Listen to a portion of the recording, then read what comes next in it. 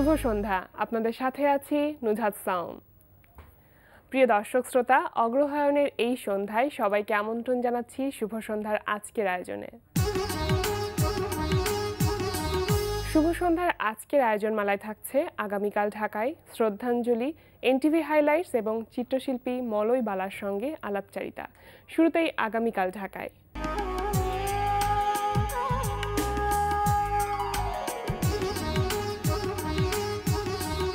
প্রথমেই জানিয়ে দিচ্ছি নাট্যোৎসবের সময়সূচি।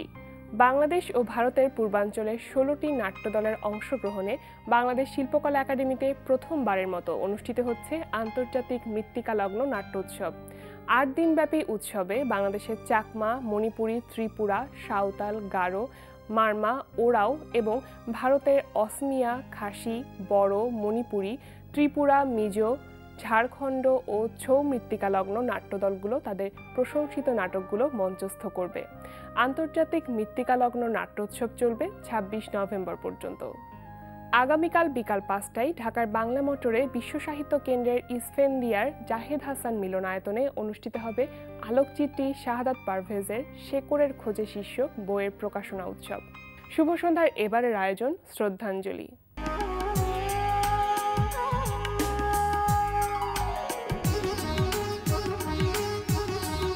আজ শহীদ মিনারের রূপকার ও চিত্রশিল্পী হামিদুর রহমানের মৃত্যু দিবস।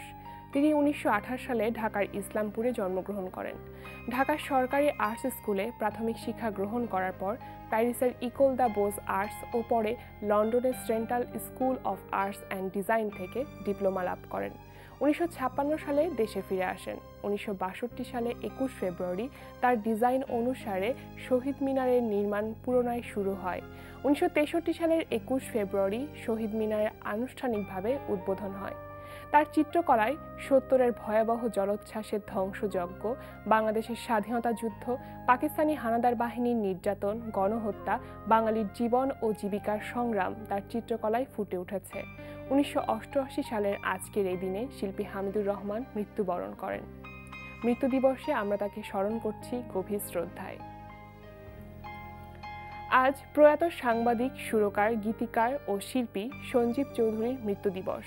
তিনি দৈনিক ভোরের কাগজ, আজকের কাগজ, যায় যায় দিন পত্রিকার ফিচার এডিটর হিসেবে দায়িত্ব পালন করেন। বাপ্পা মজুমদারকে সাথে নিয়ে তার গড়া ব্যান্ড দল দলছুট ভিন্ন ধারার গান গেয়ে দেশে বিদেশে প্রচুর সুনাম অর্জন করে। শাহ আব্দুল করিমের লেখা গান, গাড়ি চলে না সহ অসংখ্য জনপ্রিয় গান তিনি উপহার দিয়ে গেছেন শিল্পাঙ্গনে। 2007 সালের আজকের এই দিনে Sanjeev Chowdhury bilateral cerebral ischaemic স্ট্রোকে আক্রান্ত হয়ে শেষ নিঃশ্বাস ত্যাগ করেন। আজ মৃত্যু দিবসে গভীর শ্রদ্ধার সাথে স্মরণ করছি প্রয়াত শিল্পী, সাংবাদিক সঞ্জীব চৌধুরীকে। দেখছিলেন শ্রদ্ধাঞ্জলি। এবার এনটিভি হাইলাইটস।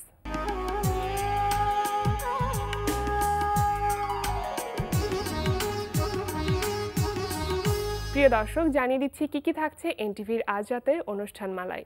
রাত 8:20 দেখবেন অনিমেষ আইচের পরিচালনায় ধারাবাহিক নাটক বিন্দু বিসর্গ। খালা বলি তুমি দোল খাচ্ছ কেন? দোলনাটা ছোটদের জন্য। কোথায় লেখা আছে বাবা দোলনাটা শুধু ছোটরা দোল খেতে পারবে, আমরা কেউ পারবো না? এই দোলনায় সবাই দোল খেতে পারবে, বড়রাও পারবে, তাই আমি এখন দোল খাবো।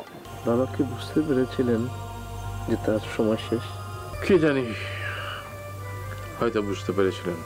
রাতে ঝিঝি পোকার ডাক আর শিয়ালের হুক্কা হওয়া আমাকে আতঙ্কিত করে তোলে। খালা তো এতদিন আমাদের বাসায় ছিল, কই কোনোদিন তো খবরও নিতে এলো না। রাত 9টায় প্রচারিত হবে ইভান সাইরের উপস্থাপনায় জাহাঙ্গীর চৌধুরীর প্রযোজনায় অনুষ্ঠান বন্ধু তোমারই খোঁজে।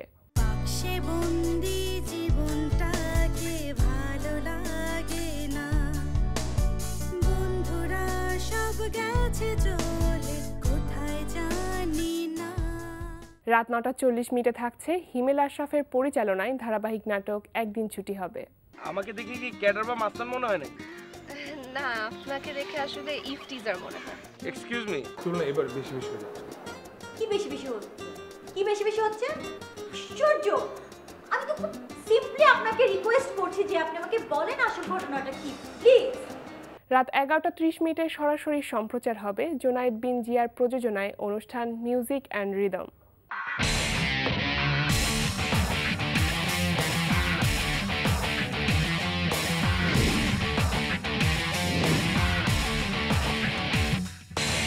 এই ছিল এনটিভির আজ রাতের অনুষ্ঠানমালার হাইলাইটস। এরপর আসছি আলাপচারিতায়।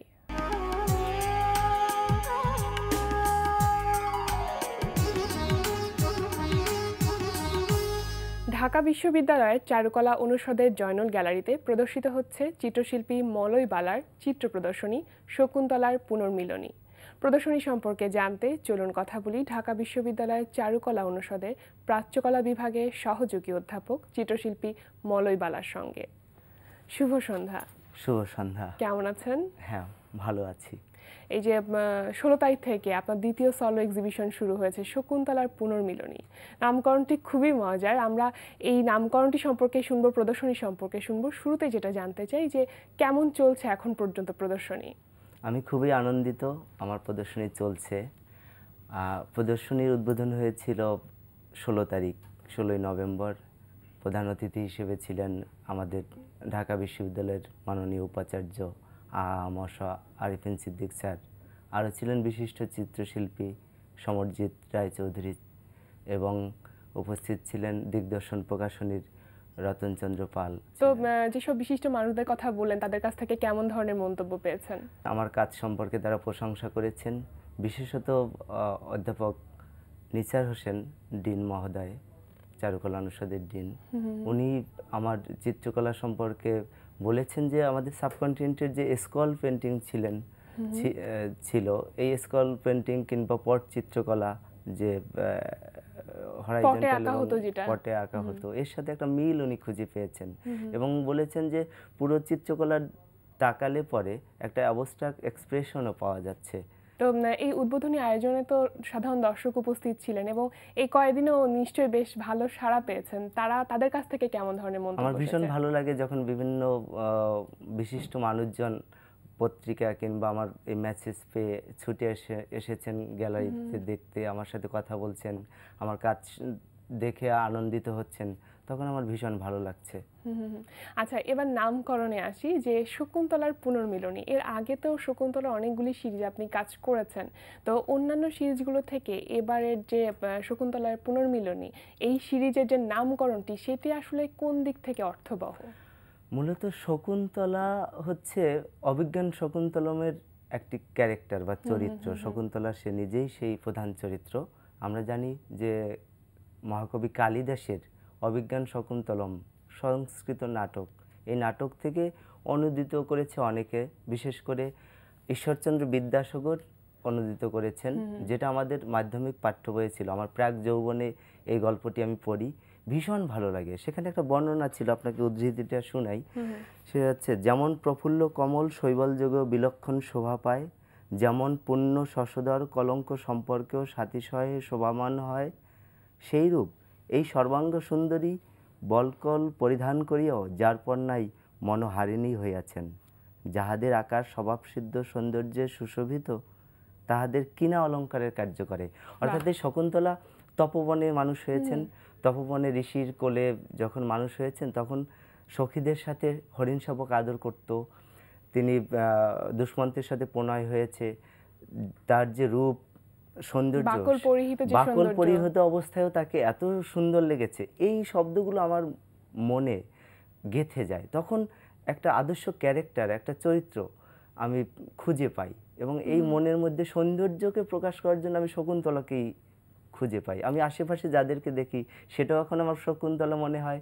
মোগল মিনিয়েচারের নারী চিত্র, অজন্তা গুহাচিত্রের নারী চিত্র কিংবা বেঙ্গল স্কুলের যে নারী চরিত্র, যারাই যে ক্যারেক্টার হোক না কেন, কিংবা আমি আমার আশেপাশে যাদেরকে ভালো লাগে দেখতে মনে হয় তাদের সমস্ত ক্যারেক্টারকে আমি শকুন্তলা করে এক একজনকে সাজাই।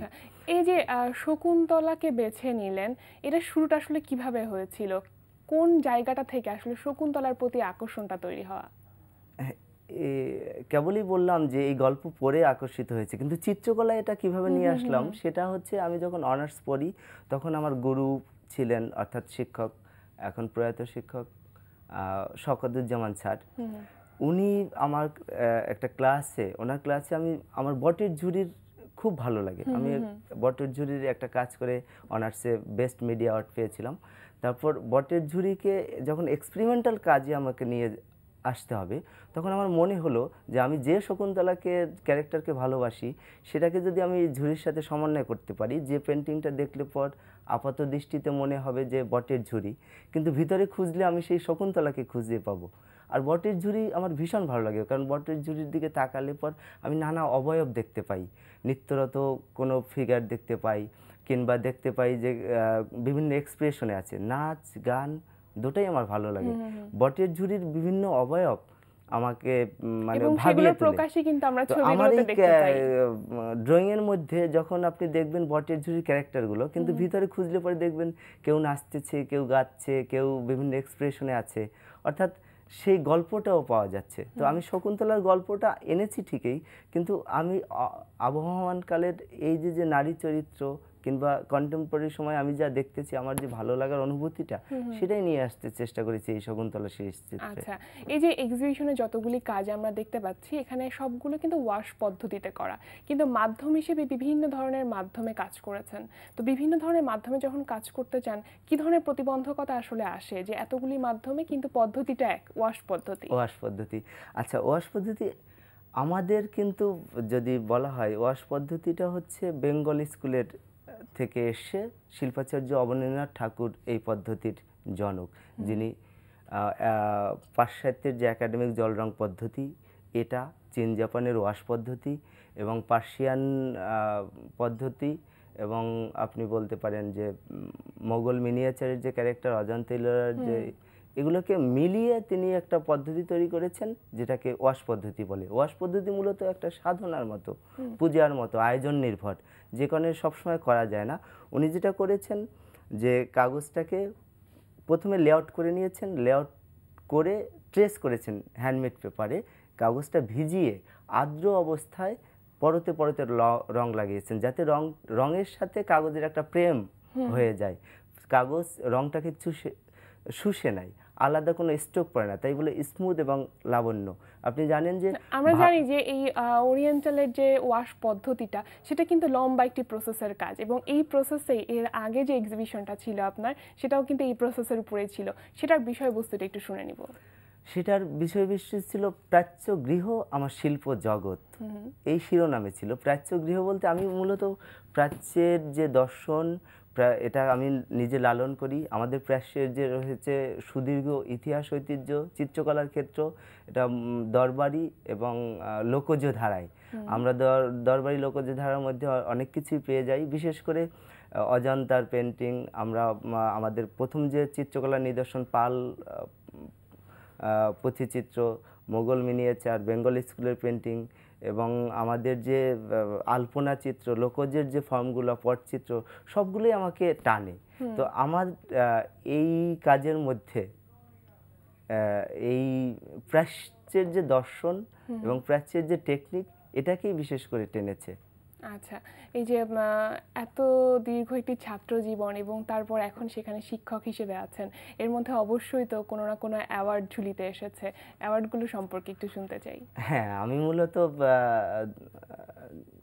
ছাত্র জীবনে অনার্সে আমাদের একটা মিডিয়া বেসড অনার্সে দেয়া হয় যে মাধ্যম পুরস্কার, যেটা ওয়াটার কালারে ওয়াশের যারা ভালো করে, সেখানে আমি বেস্ট অ্যাওয়ার্ড পেয়েছি।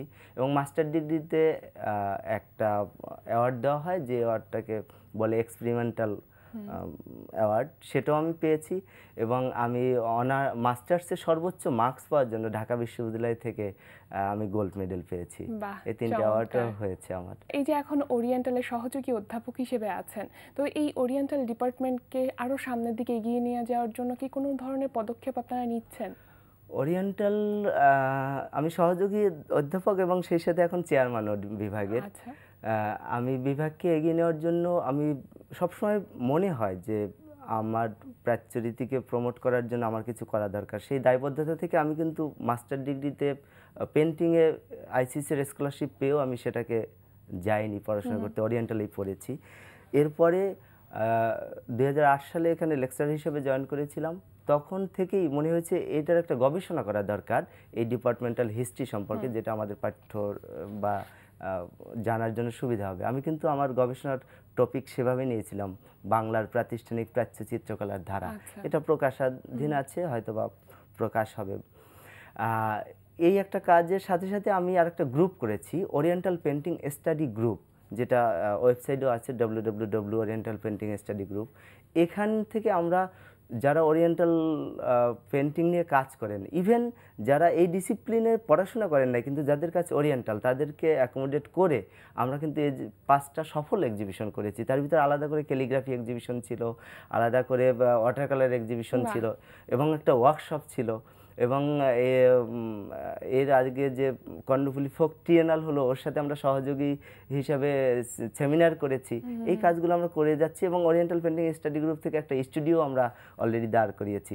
আমার উদ্দেশ্য হচ্ছে ছাত্রছাত্রীদেরকে অনুপ্রাণিত করা এবং তাদের সাথে একটা আন্দোলনের মতো করে এই ওয়াশ মিডিয়াকে, আমাদের স্বদেশি ঘরানাটাকে আমাদের রিপ্রেজেন্ট করা। বাহ, আমরাও আশা করছি যে আপনাদের এই আন্দোলন যেন সফল হয়। অনেক ভালো লাগলো, আমাদের অনুষ্ঠানে এসেছেন, সময় দিয়েছেন, অনেক ধন্যবাদ, এবং আপনার এই প্রদর্শনী সর্বাঙ্গীন সাফল্য কামনা করছি। আপনাকে ধন্যবাদ আমাকে এতক্ষণ সময় দেওয়ার জন্য, এবং শুভ সন্ধ্যাকে ধন্যবাদ আমাকে এই অনুষ্ঠানে ডাকার জন্য। ধন্যবাদ জানাচ্ছি এনটিভিকে। প্রিয় দর্শক, কথায় কথায় আমরাও চলে এসেছি অনুষ্ঠানের শেষ প্রান্তে। আমাদের সঙ্গে যোগাযোগের ঠিকানা প্রযোজক শুভ সন্ধ্যা, এনটিভি বিএসসিসি ভবন, 7ম তলা, 102 কাজী নজরুল ইসলাম এভিনিউ, কারওয়ান বাজার, ঢাকা 1215। আমাদের ইমেল অ্যাড্রেস shubhosandha@ntvbd.com। প্রিয় দর্শক, এনটিভিতে সম্প্রচারিত সংবাদ ও অন্যান্য সকল অনুষ্ঠান দেখতে লগ ইন করুন www.ntvbd.com এ। সবার সুস্থ ও সুন্দর জীবনের প্রত্যাশায় শেষ করছি আমাদের আজকের অনুষ্ঠান। শুভরাত্রি।